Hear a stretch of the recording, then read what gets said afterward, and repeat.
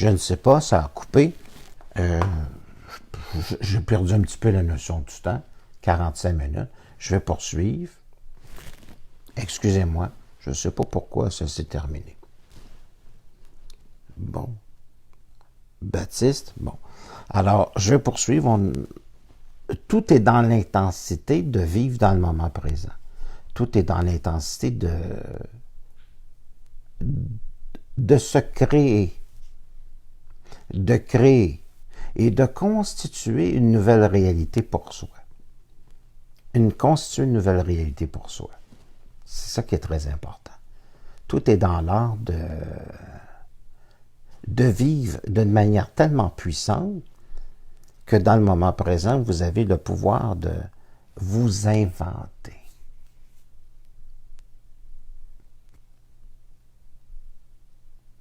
Ce qui est nouveau n'appartient pas au passé. Ça ne veut pas dire que vous êtes obligé d'oublier les choses agréables que vous avez vécues. Mais on ne peut pas passer son temps à faire du neuf avec de l'ancien. On passe à une nouvelle civilisation. J'ai connu les écrans de télévision qui étaient des CRT, Cathodic Ray. Hein? C'était des gros téléviseurs. Maintenant, je regarde les télévisions, c'est ça d'épais. Je regarde la nouvelle technologie. Mais pourtant, si on regarde le film Space Odyssey de Stanley Kubrick, on voit ce genre de téléviseur. Si on regarde des films de science-fiction, on voit ce genre de téléviseur. Ça existait depuis très très longtemps dans la science-fiction. La science-fiction, quelqu'un qui écrit de la science-fiction, il est connecté. Quelqu'un qui invente un roman, qui écrit un roman, il est connecté à une autre dimension. Et il a la possibilité de voir le futur. Parce qu'il ne subit pas la censure de ce que les autres vont penser de lui. Il va dire, je suis en train d'écrire un roman. Donc, il se laisse être, sans retenue.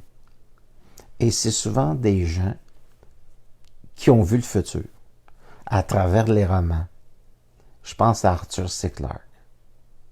Je pense à Philippe K. Dick. Je pense à ces cinéastes, à Stanley Kubrick, bien avant la construction des navettes spatiales. Ils étaient déjà dans des films en 1967, 68. C'est vraiment fantastique. Donc, on connaît notre futur, on a accès à plusieurs sortes de futurs. Maintenant, ça va dépendre. Que choisissez-vous maintenant? Qui êtes-vous maintenant? Que faites-vous maintenant? Est-ce que vous êtes bien dans votre peau? C'est toutes ces choses-là. Mais si vous me dites, oui, mais j'ai eu un passé comme ci, comme ça, mauvaise attitude. Responsable dans le passé. On n'y peut rien, mais je peux tout maintenant. On n'y peut rien, mais je peux tout maintenant. On ne peut rien pour le passé, mais je peux tout refaire maintenant. Maintenant, c'est la banlieue du futur. Ça, c'est une question de choix. C'est une décision qui vient de vous, maintenant, de votre créativité, de votre potentiel. Je ne suis pas un passé. Je suis un présent. C'est tout. Vos problèmes sont imaginaires. Si votre imagination ne fait pas votre affaire, débarrassez-vous-en. C'est aussi simple que ça. Le reste, ce ne sont que des excuses médiocres pour justifier une vie insatisfaisante.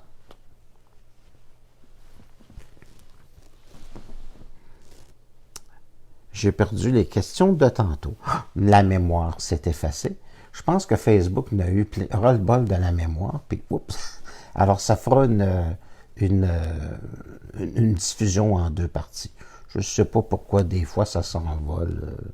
Aucune espèce d'idée. Mais comprenez une chose, je ne suis pas un gouvernement. On ne sait même pas si la province de Québec, si c'est une province, si c'est une nation. Mélangez notre affaire. Imaginez-vous, on est des sujets britanniques avec une constitution maritime, qui n'est même pas une vraie constitution. On passe des lois virtuelles. Alors, si je veux regarder la réalité comme elle est, il n'y a rien qui se tient. La monnaie est basée sur rien d'autre que rien du tout. Et c'est écrit, ce billet a cours légal.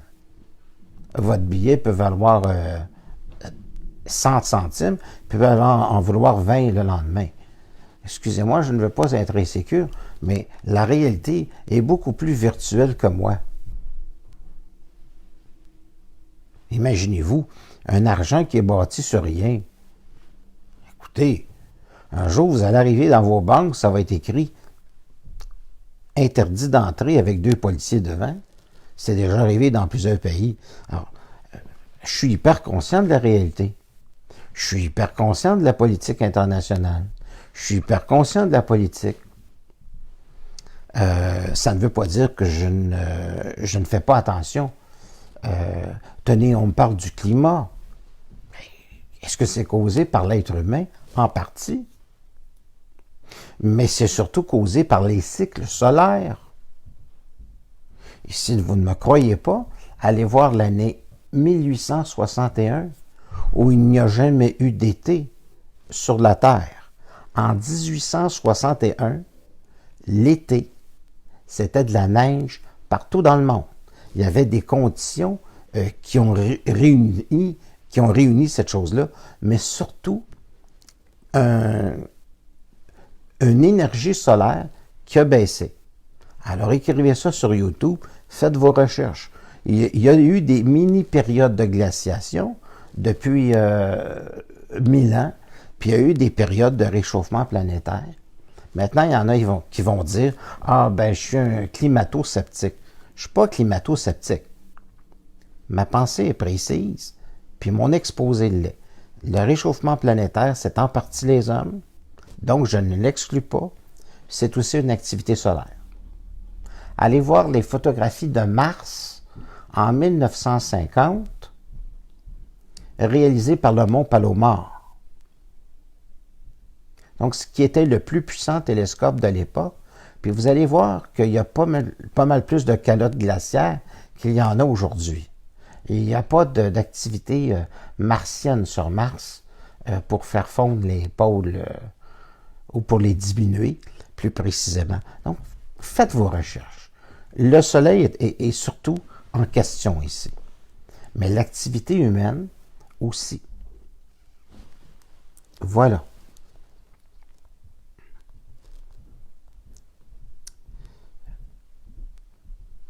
Alors voilà, je pense qu'on a un petit peu fait le tour. Il y a des questions tantôt que j'aurais tellement voulu, mais je les ai perdues parce que ça coupe. Facebook, vous savez, c'est un service gratuit. Hein? Je suis très content de pouvoir utiliser ce logiciel-là pour vous parler. Je ne peux pas rien reprocher à Facebook. On a mis des caméras à ma disposition.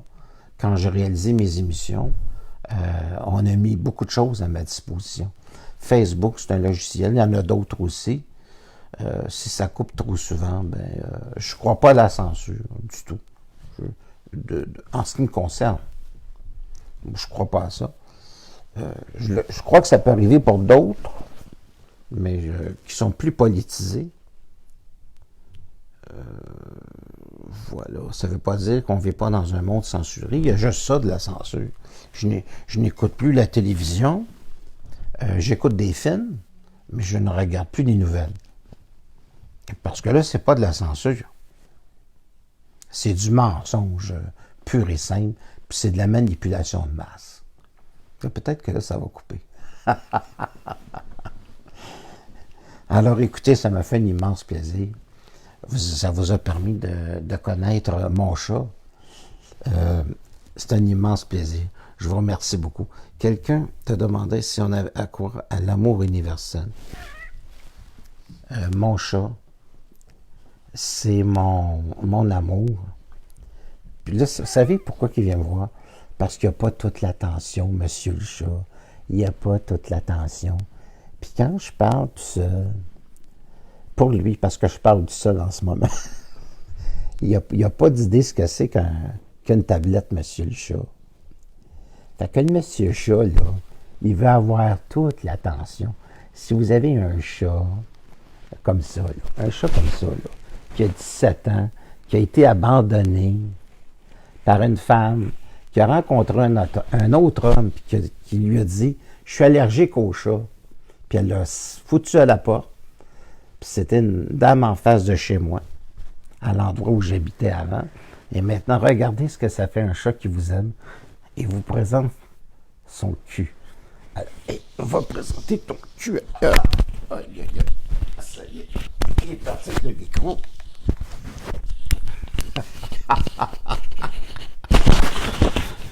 Vous êtes...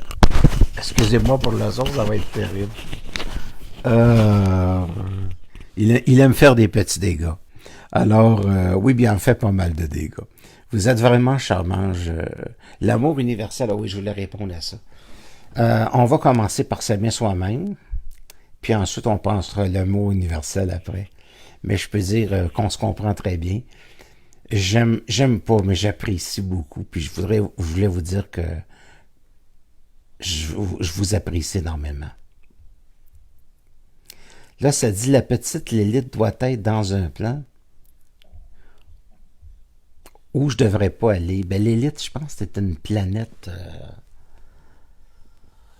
espèce de... Vous êtes pire que mon chat, vous, hein, avec vos espèces de questions étranges, pièges.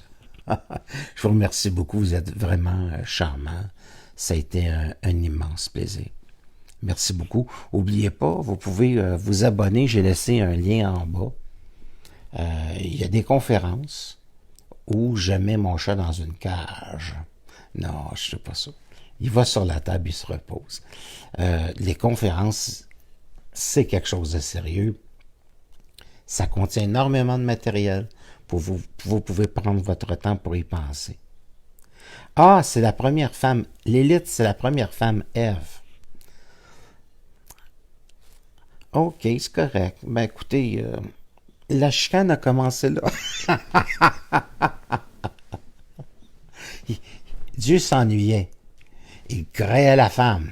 Et ce fut l'apocalypse. Non. Et l'homme fut très occupé et très dérangé. La femme aussi, hein, se posant des questions sur l'homme. Écoutez, ça a été toute une histoire, ça, cette affaire-là. C'est toute une histoire. Or, ça pourrait être un thème. Comment communiquer avec la femme? Ça, c'est mystérieux, ça. Ben, je vous dis, une femme, c'est une autre planète. Hein, les femmes viennent de Vénus, les hommes de Mars, que l'on disait. Pas de Ève, excuse-moi, Normand. Bon, c'est plus Ève. Bon, OK. Merci beaucoup, vous êtes vraiment charmant. Excusez-moi pour les deux parties. Je contrôle pas Facebook, là, le truc à eux. Vous êtes vraiment charmant comme tout. Merci infiniment.